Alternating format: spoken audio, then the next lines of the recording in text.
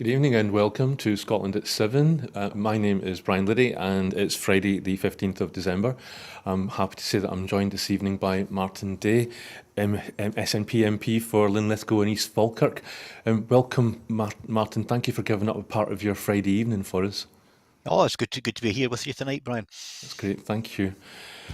So I'll move on and start with today's Ukraine update, day 660. The EU has decided to open membership negotiations with Ukraine in an unexpected move that will be a critical boost to Volodymyr Zelensky and deal a blow to Vladimir Putin. The announcement, made late on Thursday, came despite opposition from Hungary's Viktor Orban, Hungarian Prime Minister. Viktor Orban later vetoed a €50 billion EU aid package to Ukraine just hours after the EU agreeing to membership talks with Ukraine. The funds are needed by Ukraine to help its damaged economy survive in the coming year. The Kremlin said that Ukraine's accession into the EU was a very remote prospect, and Brussels' initiatives on that were just an expression of political support for Kyiv.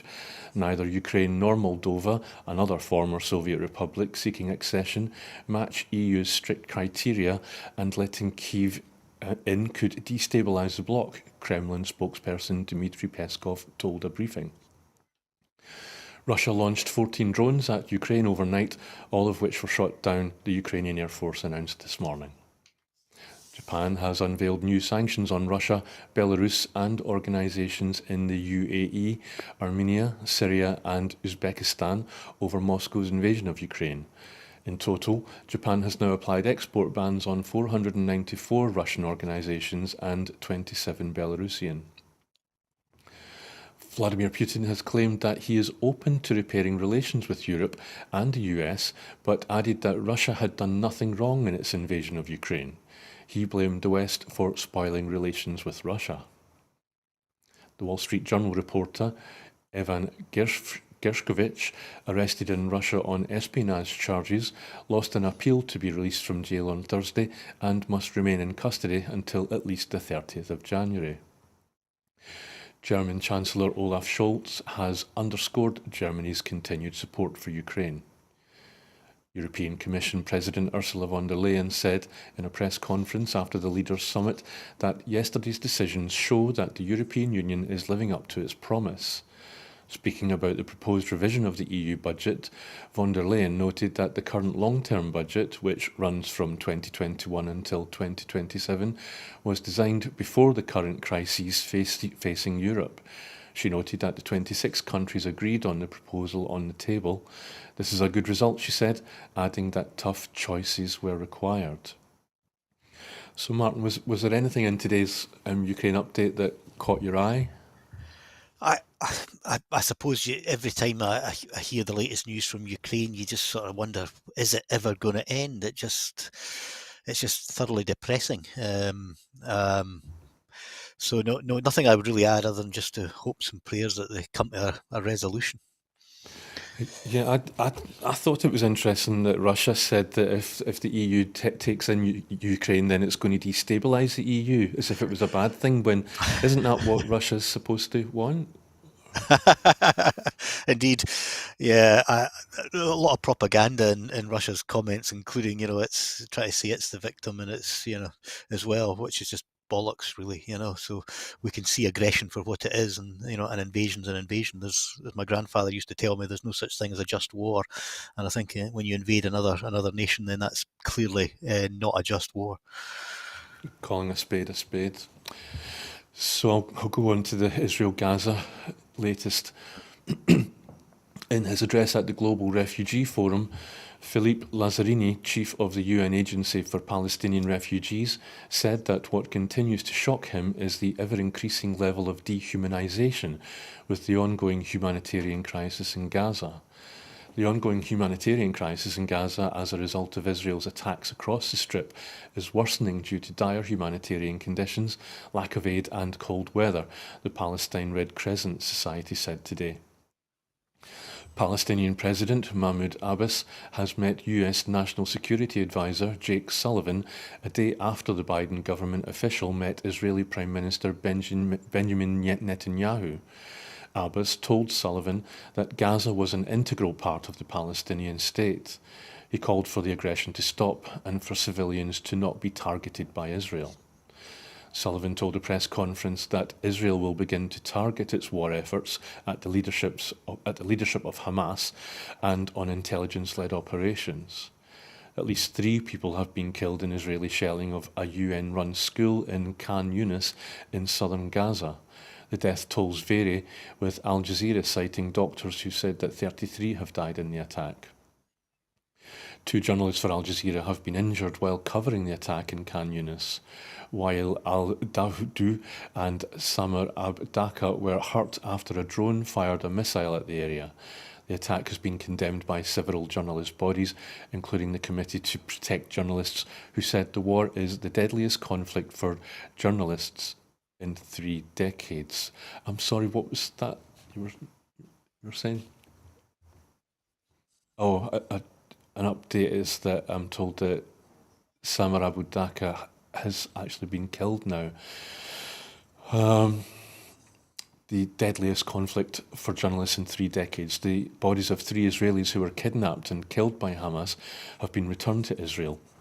Ilya Toledano, 28, who was attending the Nova Music Festival with friends, as well as 2 army soldiers, Corporal Nick Beiser at 19 and Sergeant Ron Sherman, 19, have been confirmed to have died after being taken hostage. Israeli Special Forces also recovered the body of a 28-year-old hostage who has not been named. 130 remain in Gaza. The Israeli army has dropped leaflets on southern Lebanon, warning residents not to help Hezbollah.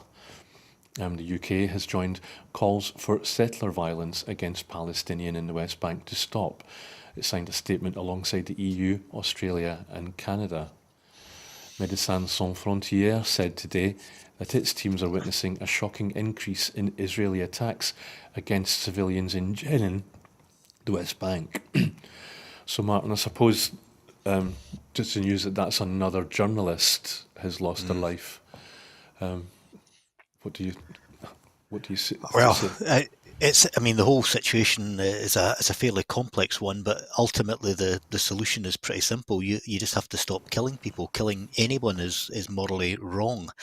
And here we have a situation where, nobody can do anything other than condemn the actions of Hamas with their attack on Israel, but the Israeli response far exceeds what is a proportionate defence.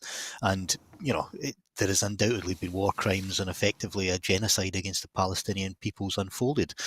It's terrible what we're witnessing at all levels. The human misery is just awful. And full marks and credit to the journalists that put themselves at risk to tell the world the story of just what is going on. We now know far more about this conflict than we would in conflicts that would have happened, 30 or 40 years ago, far less 100 years ago. So journalists are playing a vital role in communicating to the world, and it is, very sad when anyone dies, but yeah. Yeah, it's true. To have named individuals, including their age on a daily basis, to have that level, that granular detail, it's incredible. Yeah.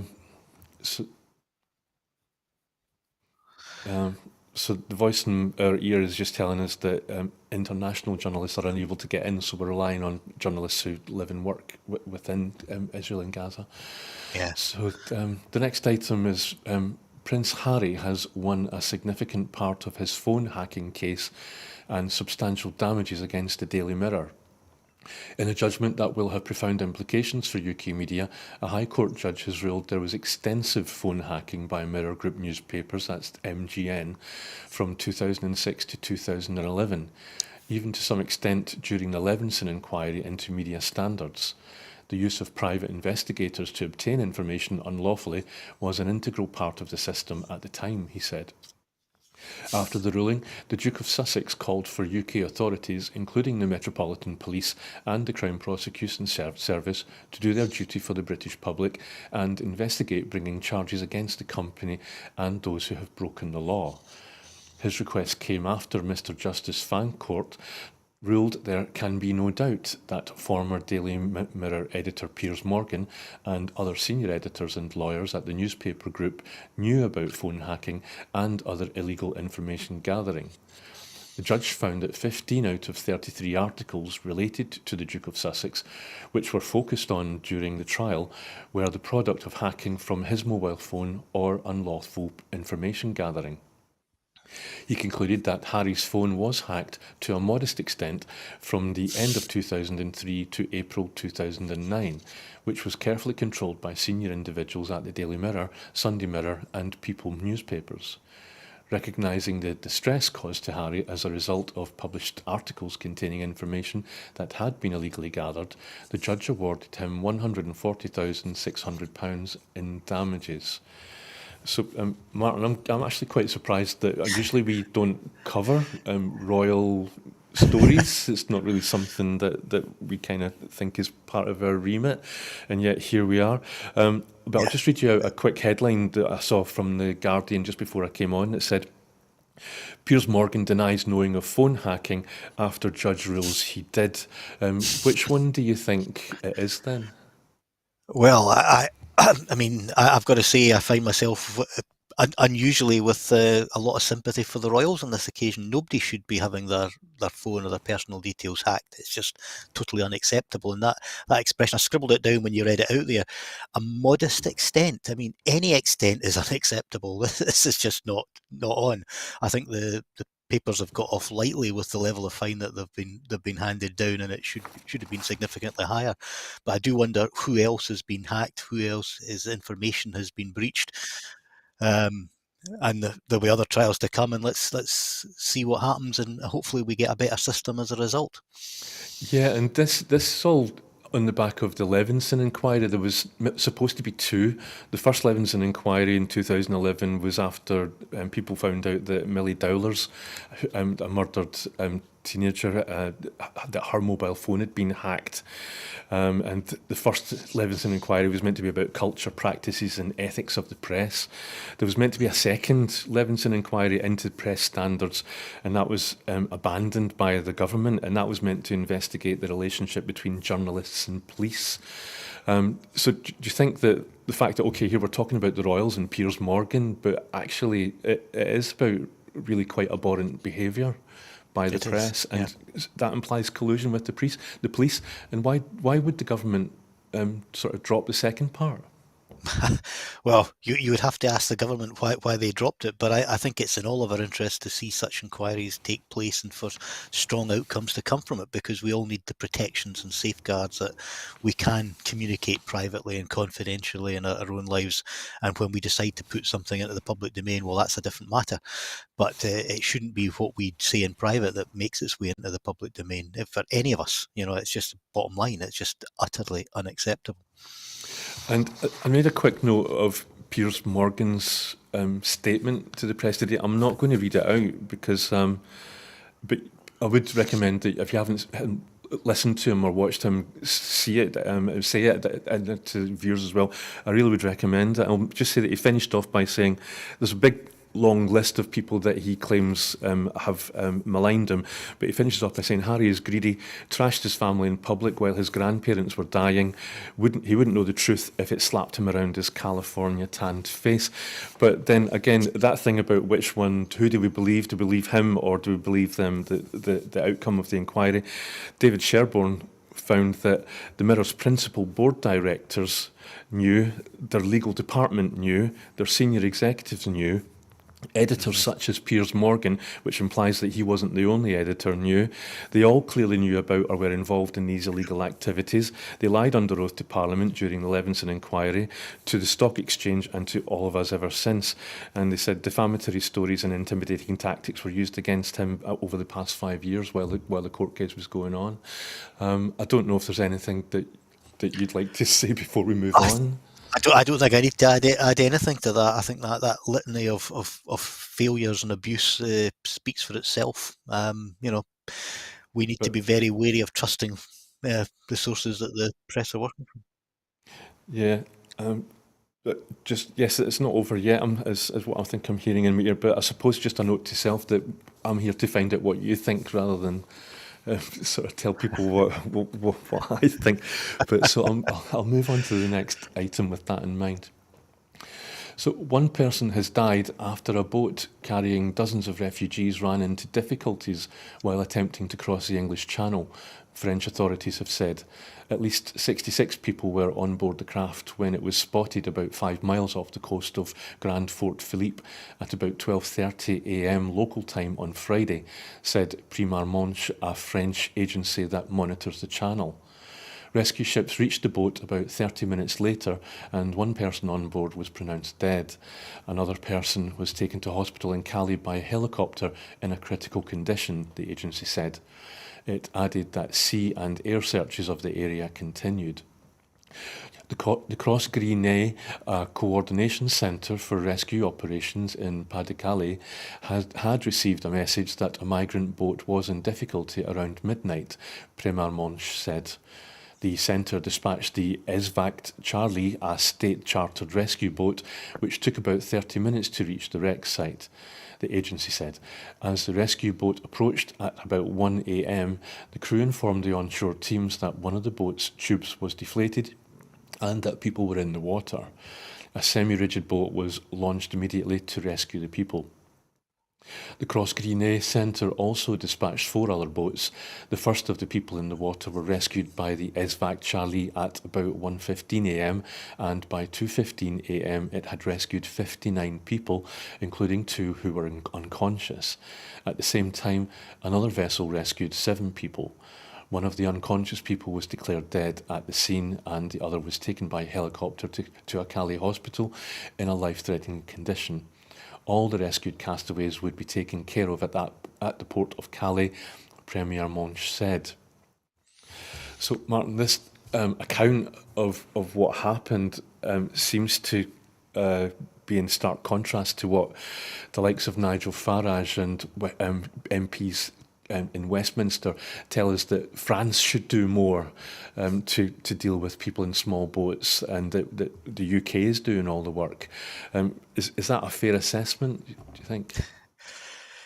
No, I think there's an obligation on all of us, right, across Europe and everywhere, that we need to be doing a lot more for people in these dire situations. If people don't expose themselves to that kind of risk at this time of year on icy cold waters, with risking their own lives, the lives of their friends and their families, to try and get to somewhere safer than where they've been.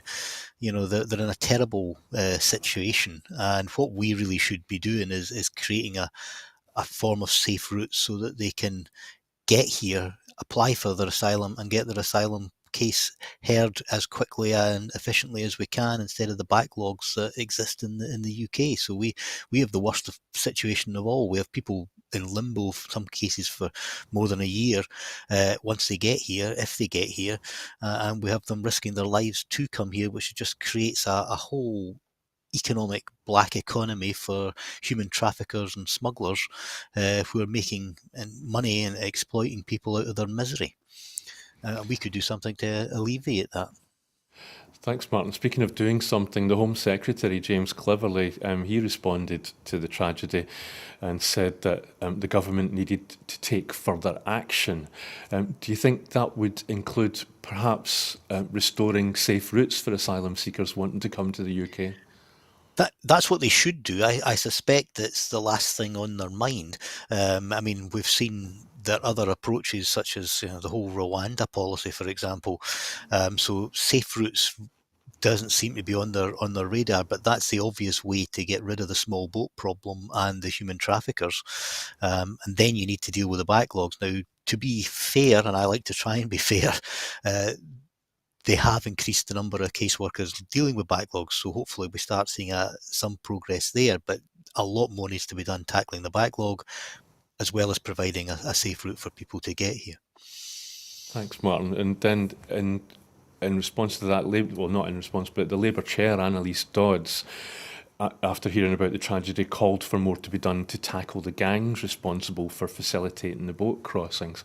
Again, does that sound very different to the Tory approach?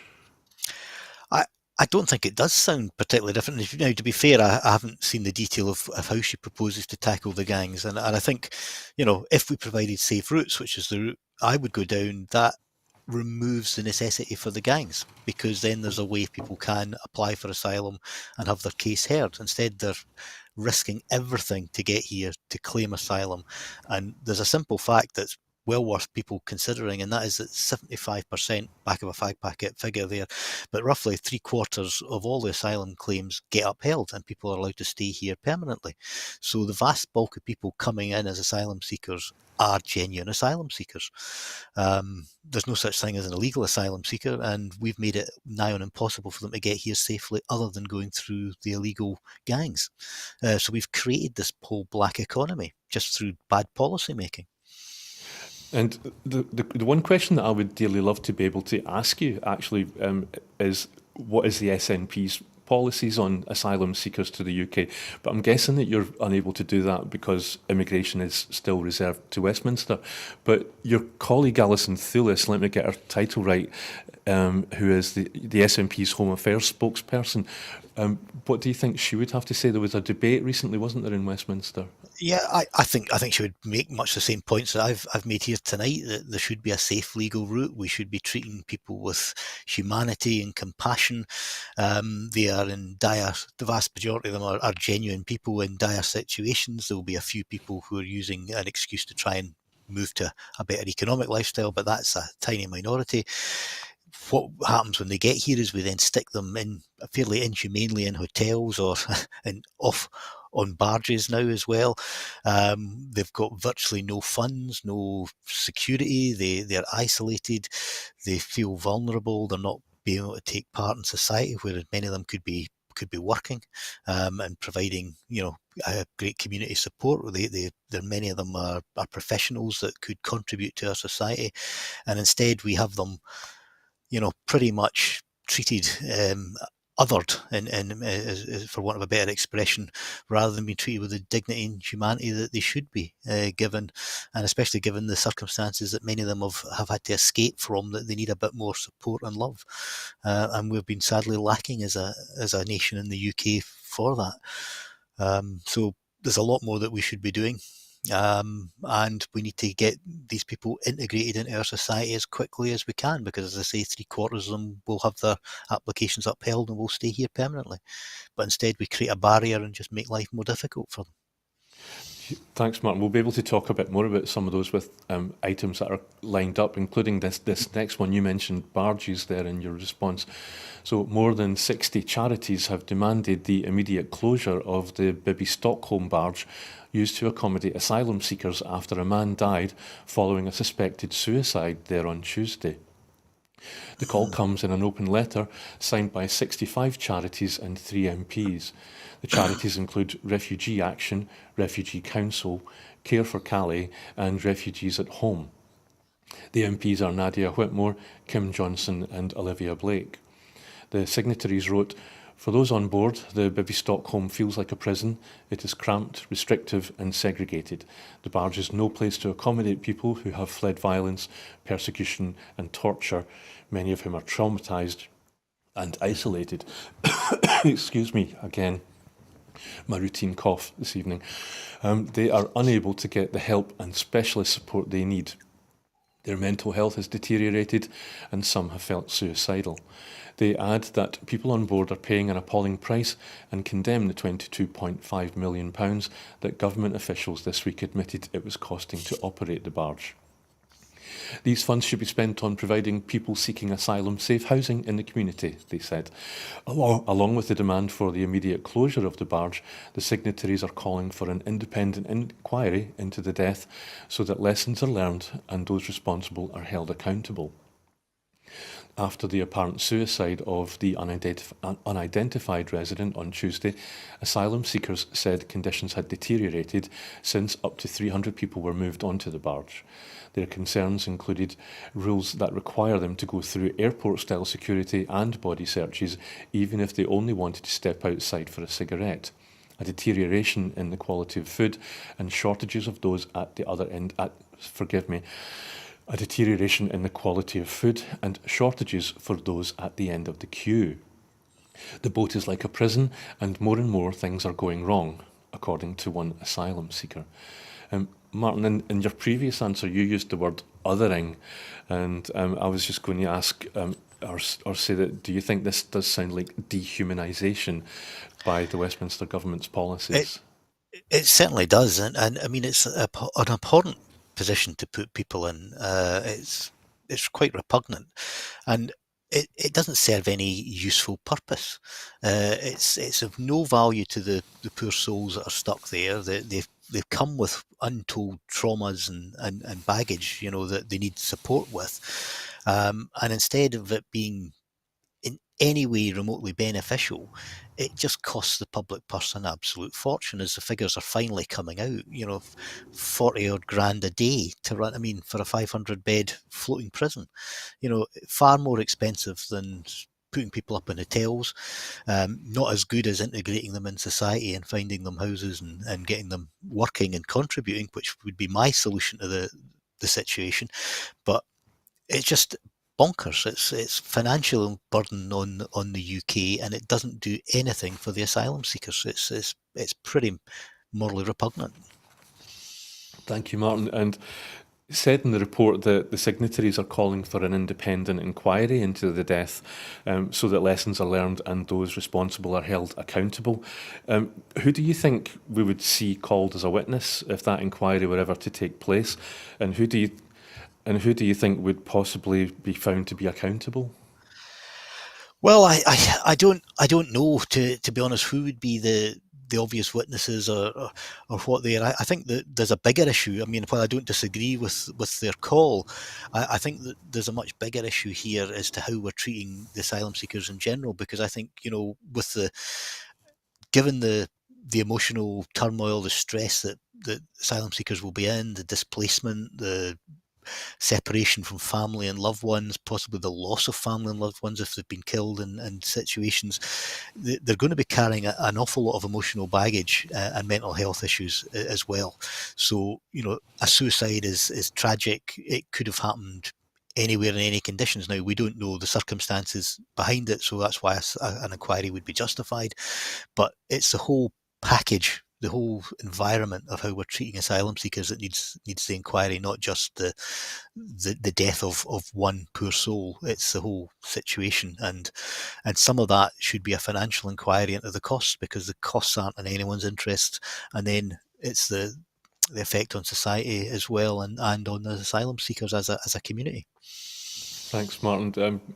That's a really good way to explain it, and about how almost like the Bibby Stockholm is itself a humanitarian catastrophe in its own small way. And you mentioned cost. I didn't get a chance to check it out, but I did. And you mentioned that hotels are cheaper.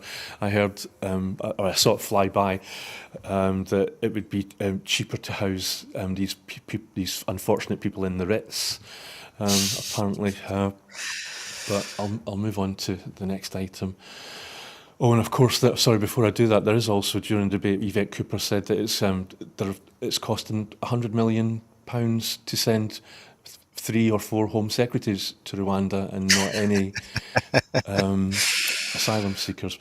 But we'd best move on. I'm doing it again, Martin, sorry. That's all right. I must stop. UK energy regulator Ofgem has set out plans that would result in households paying an extra £16 on top of their energy bills to help suppliers recover almost £3 billion in bad debts from customers struggling to pay bills. Ofgem said the one-off extra charge, which would be levied at £1.33 a month on bills paid between April next year and March 2025, was to protect the market and consumers, after figures showed energy debt had hit a record £3 billion. The level of bad debt, which refers to the amount of money owed by customers that is unlikely to be realistically repaid, has soared because of increases in wholesale energy prices and the wider cost of living crisis, putting pressure on household finances. We know that cost of living pressures are hitting people hard, and this is evident in the increase in energy debt reaching record levels, said Tim Jarvis, the Director General for Markets at Ofgem. Ofgem said this one-off move would be less costly to consumers than if suppliers were forced out of business. The regulator said the consultation on the proposal would include the energy industry, consumer groups and the public. Commenting, SNP Energy spokesperson Dave Dugan MP said, "Ordinary people have paid a heavy price for energy for too long, and in many cases people have had to choose between heating or eating. This is the result of disastrous Tory economic mismanagement and a damaging Brexit that has laid even more financial hardship on struggling households. What people need right now is a reprieve from the energy bills that have soared through no fault of their own. Instead, this Tory government is allowing people to suffer even more through a mess of their own making." Scotland desperately needs full energy powers, he said, but that won't come from Keir Starmer and his Labour Party, who have signed up to the Tory tax and spending plans, including their refusal to offer up real cost of living support. Given Scotland's abundance of natural resources and the fact that we're leading the way in the UK on renewable energy, the people living there shouldn't be paying extortionate energy prices. Martyn, I'm going to probably oversimplify things now by saying, this isn't trickle-down economics, this is wealth trickling up again, isn't it? So we're all going to have to pay an extra £16 on top of our bills so that energy companies can regain billions of pounds that they've lost since the cost of living crisis. And yet, British Gas last year made, in July they made £969 million profit after a price cap increase. And the Tory government has written off £8.7 billion of pandemic PPE money that's gone out to people that had contracts for PPE. Rishi Sunak's personal wealth could probably pay it off for us, which I think would not only be fair after he cost the UK £11 billion when he was Chancellor by paying too much interest on UK debt. So there are alternatives to us having to stump up again, aren't there? Well, there certainly are alternatives, and the reality is the UK's energy market is kind of broken, and we need to get it fixed. I mean, your average typical person is paying twice what they were from 2021, and that's not going to change anytime soon. We're expected to be paying seriously high energy bills for at least the next decade or more. So there's real issues here, and the reality is millions, and I think it's been put by some of the energy groups is around 8 million people in the UK have had to borrow money to pay energy costs. Now that's clearly not sustainable in the long term. So that we need to be reforming the whole energy market for a start, but ultimately, and in the short term, there was no support in the Chancellor's autumn statement. We should have been looking at an emergency social tariff. They should have been reinstating the £400 energy rebate, things that would have given practical help to people in this winter. But instead, folk are just faced with higher bills and additional pressures because we're facing cost of living crises. And I'm using the word plurally because at the same time, as energy costs, food costs are going up, and all other sort of pressures on insurance bills, everything. So it's not just one area that's been hit. The family budgets are being hard pressed from every single angle at the same time, and people, we used to say people had to choose between heating and eating. We've got to the stage now where some people can't afford to heat their home or to eat properly. So it's absolutely fundamental, poverty that we're looking at, and in a wealthy first world country which is energy rich, that is absolutely shocking and scandalous. And prices are going to go up again in the new year, I believe. And meanwhile, the cost of electricity is still fixed to the cost of gas. Shouldn't we be moving to renewables and having free electricity just when the wind blows? Well, we certainly should be, and obviously as we move towards net zero and greener targets, Scotland's way ahead of the rest of the UK on that front already, but the UK has an over-dependency on oil-fired power stations, and, the realities of things like the war in Ukraine has seen those costs increase higher, so we're all paying the penalty for not having reformed sooner. And they seem to think that nuclear energy is renewable also. Well, yeah. Don't get me started on nuclear. So, you're right. I'll move on. The Executive Board of the International Monetary Fund, that's the IMF, and they have an analysis of Ireland's economy, which has concluded that the country's economy has shown remarkable resilience in the face of consecutive shocks. The report said that following 2 years of impressive performance, domestic activity slowed but remained solid, supported by continued strength in private consumption. It said that inflation is easing but remains above the ECB target and the labour market remains tight. The fiscal position has strengthened considerably on the back of a strong tax revenue, but the headline numbers mask some underlying vulnerabilities. The large and complex financial sector has remained resilient so far and will continue to be tested by tighter financial conditions. The IMF say the outlook is a soft landing. The expansion of the domestic economy, as measured by modified gross national income, is projected to moderate from a very high base to a still healthy pace at 2.5% in 2023-24 and converge to its potential at 2.25% over the medium term. Inflation is expected to further trend down, reaching 2% towards late 2025. The IMF also say that advancing structural reforms would help boost growth and accelerate the green transition. They recommend policies to increase housing density, replace rent caps with targeted housing support for vulnerable households, and improve productivity in the construction sector, which they say are important for increasing housing supply and in turn supporting sustainable growth. So, Martyn, it's not that long ago that we were being told, constantly reminded by the UK government in Westminster, that the UK had to bail the Irish economy out a few years back with a massive loan. I think it was it Osborne and Cameron when that happened. Again, I didn't have time to check. Now it seems that the Irish economy is really doing quite well. It might not be perfect, but it's doing okay. Well, the UK is officially described as going backwards, and we've now got Cameron unelected in the House of Lords with a cabinet position. Again, just what can I say? What do you think? Well, I think it's all economies have high points and low points, and that's the nature of things. But it's a great example of a small independent country on our doorstep. It speaks the same language as we do, so we can see exactly what they're doing, and that they're doing remarkably well. And indeed, that tends to be the trend across similar sized countries in Europe, that small independent countries perform better than we do in Scotland, and you know the obvious difference is that they're independent and their economy decisions aren't being based on London and the southeast of England. It's been based on their own needs. And I think there's a lesson there for Scotland to learn, that we should be looking at these examples and saying, yeah, we could do that, or we could do even better. Or as the First Minister said, why not Scotland? Why not Scotland? Why Yeah. not Scotland?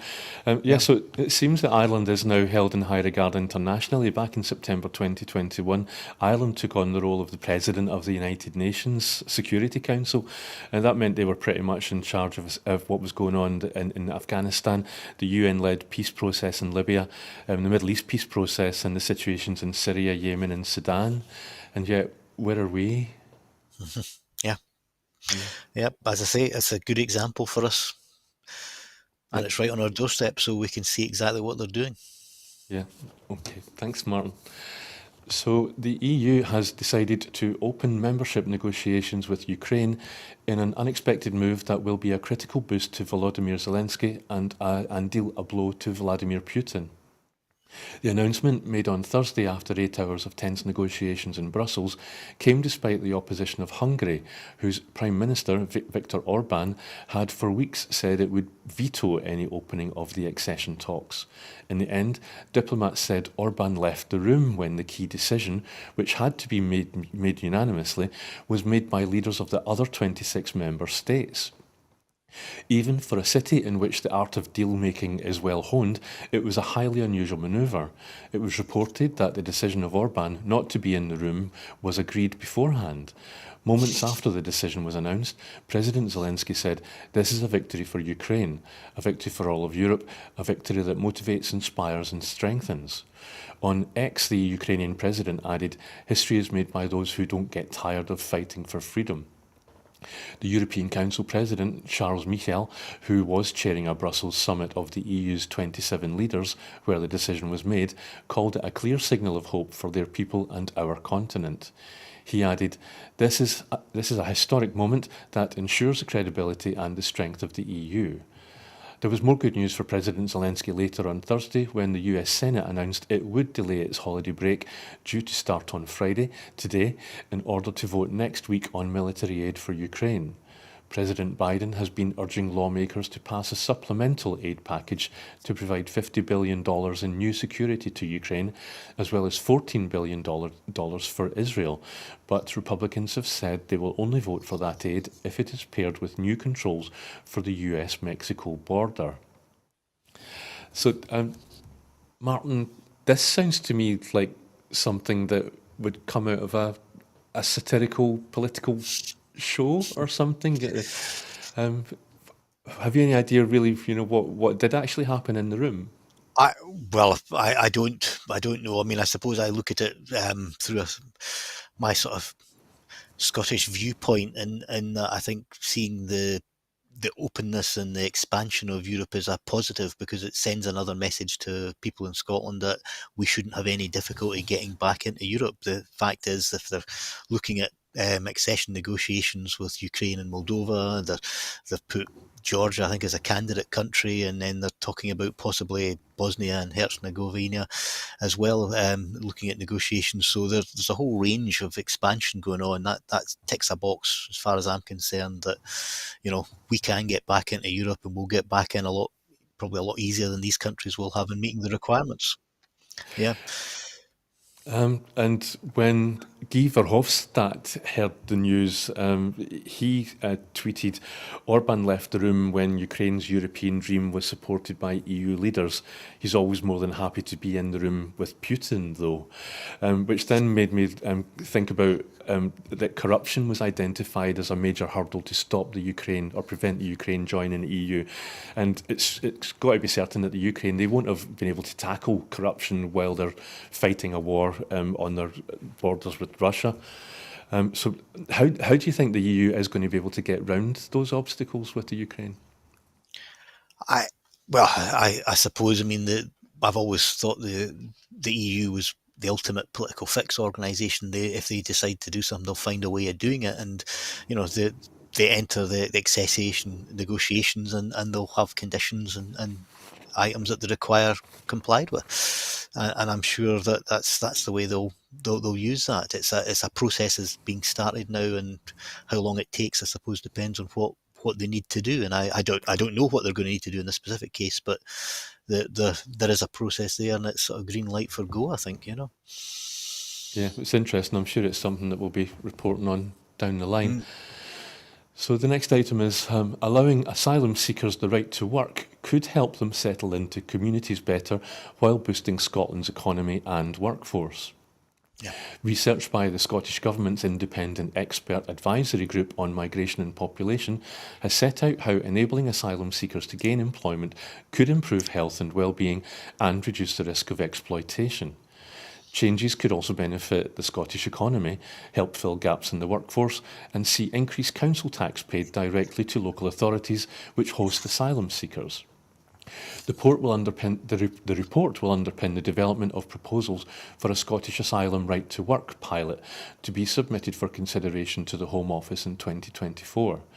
Migration Minister Emma Roddick said, Scotland provides a welcoming home to many people seeking asylum, with policies underpinned by dignity, respect and compassion. This independent report shows how enabling asylum seekers to find work could reduce anxiety and improve the well-being of vulnerable people, while supporting Scotland's economy by helping fill skills shortages and addressing population challenges. As the UK Government continues to pursue repugnant policies on asylum and immigration, we are developing mitigations as far as possible within our devolved powers and budget, including through our new Scots Refugee Integration Strategy. The Scottish Government will now use this report to design a proposal to work within the current devolved settlement, but only independence would give us power to implement a full Scottish asylum system rooted in respect for human rights. Martyn, there's that word mitigation again, but I'm minded of our previous item about the Bibi Stockholm and the dehumanising approach that Westminster Government's taken there. This is the opposite. Would you agree? Yeah, absolutely. And it seems a very common sense approach. I mean, as I said earlier on the previous items, 75% roughly of asylum seekers will be allowed to stay permanently. So the vast majority of people are genuine and are proven to be genuine, and then they have to integrate into our society. So why not just start that process at the beginning? And instead of having their lives in suspended limbo, without any real means to support themselves, a cost to the taxpayer, they could actually be contributing to society. Instead of being a cost, they would be adding value, filling gaps in our society's skill gaps, and it just would be just better all round. I mean, as well as it being inhumane for them not to be able to work, the reality is when they do eventually get their backlogged asylum process resolved, they get very little notice of when they have to leave the asylum accommodation, which, whatever accommodation that is, and then they're out in the real world with no means to support themselves or jobs. So we should just be making that whole process seamless, and saving the public purse money in the process, and boosting the economy and getting a stronger society out of it. It's a win-win. What's not to like? You said win-win, absolutely. It seems to tick all the boxes. It's like when people come here, they want to work. When they work, Yeah. they're doing a job that we lost due to Brexit. They're contributing to the economy. It's so. I mean, you work in Westminster. You walk among the Tory politicians and the like, and MPs. Why can't Westminster see it that way? I'm afraid the reality is we just have a different view of the world, and the only way we're going to get our view of the world effectively in places with independence. And Westminster is just in a totally different planet and half the time, far less the world that we're in. So yeah, we can see it. And if we want to do it, we'll have to get independence to do it, because the reality is immigration, migrants of any shape or colour, are just othered and used as a sort of political weapon, to wind up the sort of gammon type voter down south. It's got nothing to do with the reality on the ground. And we've seen that the result of Westminster's approach is poor mental health and people feeling suicidal. In the report that the item we just read out there, I'll just read you one sentence from one of your SNP colleagues. It says, the Scottish Government will now use this report to design a proposal to work within the current devolution settlement.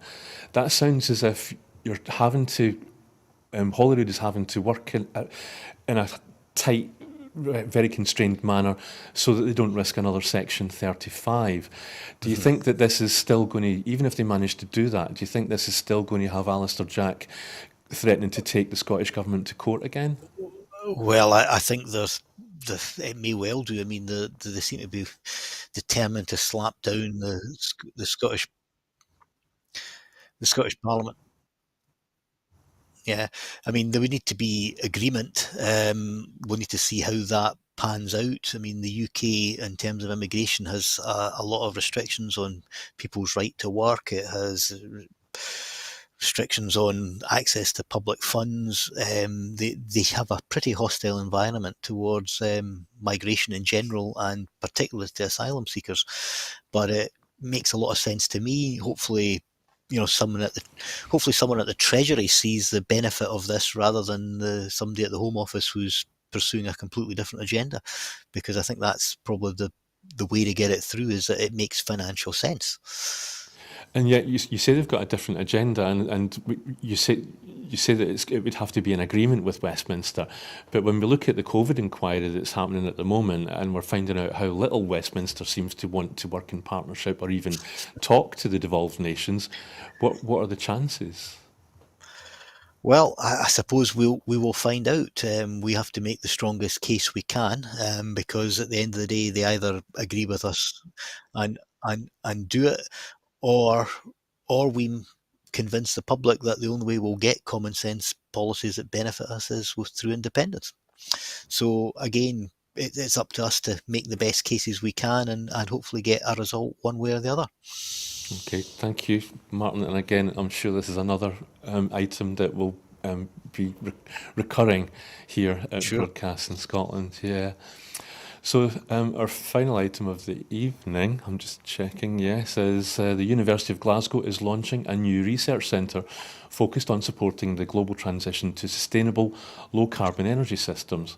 The Glasgow Centre for Sustainable Energy brings together academics from across the university to find interdisciplinary new ways of delivering the radical reform of energy services and infrastructure required to reach net zero. The centre will work to find equitable and affordable ways to reliably meet the world's energy needs without contributing further to climate change. The work will build on the university's decades of research on adaptive, diversified, accessible and resilient technologies for the supply, storage, distribution and efficient use of renewable energy. The centre will also work to understand how new net zero solutions might intersect with the social, political and economic transformations required for sustainable energy transitions.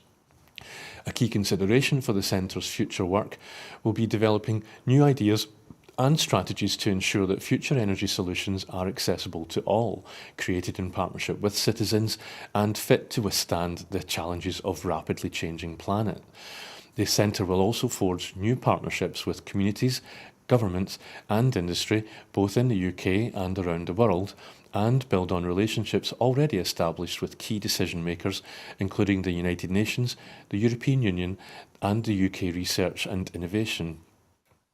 Professor Gioia Falcone, forgive me if I've mispronounced your name there, Professor Falcone, ranking chair of energy engineering at the university's James Watt School of Engineering, is the new centre's director. Professor David Flynn is the centre's associate director. Professor Falcone said the International Energy Agency recently concluded in its updated net zero roadmap that a pathway to limiting global warming to 1.5 degrees Celsius is very difficult, but remains open. The unique value offered by the new Glasgow Centre for Sustainable Energy is its sustainable systems thinking. We see energy as a service to human development, but we also firmly believe that the energy provision needs to be sustainable and accessible to all, avoiding unintended environmental and societal consequences. Researchers at the University of Glasgow have been working on new ways to address these challenges for many years now. We regularly partner with industry to take fundamental research to market and with governments to keep evidence at the heart of climate debates. The Glasgow Centre for Sustainable Energy will bring all these activities under a single banner, they said, to help us contribute to the local, national and international decision making about the low carbon transition. So, Martyn, this is quite a complex story. It seems it's good news. I'm just thinking COP27 was in Glasgow and we've got COP28 just finished the other day there. This is all about low carbon transition, and is it Scotland's going to be playing an important role in that? Yeah, I think Scotland's ideally placed to play a really key role, and I think that's great to hear what the University of Glasgow is talking about. It has to be a whole cross-departmental approach that encompasses the whole of our society and different parts of industry. So good to hear that skill base and knowledge is going to be deployed. We've been at the cutting edge of the previous industrial revolutions in Scotland, so why not this one? Thanks, Martyn. And earlier on, an earlier item, it kind of wondered, does it chime a little bit with that, or is there a common thread? The item that we did about the Ofgem raising the energy price cap again in January, and we kind of talked around the cost of living crisis. This item has been talking about how renewable energy is something that's going to benefit society. They kept talking about using words like about individuals, not just governments. And so is this maybe going to be a touchy-feely, feel-good human story in days to come? Or? Well, I certainly hope. I certainly hope it is, and I think it's the type of agenda that we all need to be on, and we need to see a lot more community energy projects. We need to see the decarbonisation of industry, of our transport systems. It's pretty massive, so we do need a lot of good strategic thinking at policy level, academic level, at all levels, and we're all going to have to play our part. And do you think it'll be of use? Because we hear the Scottish government in Holyrood talking about how they would rather transfer to a well-being economy rather than one based on how much money is generated. Yeah, if we're going to do it properly, it will affect every aspect of our society. So, yep, up, and I'm up for that, and I think we're all up for the challenge. We just have to think differently, and we need that bit of academic clout behind the financial and the policy sides as well. Well, that's about it for this evening, Martin. And we're a wee bit early. I'm quite happy to let you go away and start your weekend right away. But just before I do, is there anything maybe that you'd like to say that you didn't get a chance to say earlier on, or and that we missed? No. No, I think it's been a quite a whirlwind year with at Westminster. We're coming to an end now. We've got a 2-day week next week without much real business going through. This week we had the closing stage of the finance bill, and of course we in the SNP and a few others, to be fair, opposed that at every level. The Tories, obviously, it's their bill, they supported it. But I think it was sad to see that Labour abstained, because it's telling us and telling the world that, if you're going to stick with Tory spending priorities, you're not going to get change, and we're only going to get real change through independence. So that was a very symbolic set of votes, because it tells everyone that there will be no additional funding for public services if Labour get in next year. So we need to be telling people that really loudly and clearly, that there are alternatives and we can do things differently, but it's going to take our independence to do it.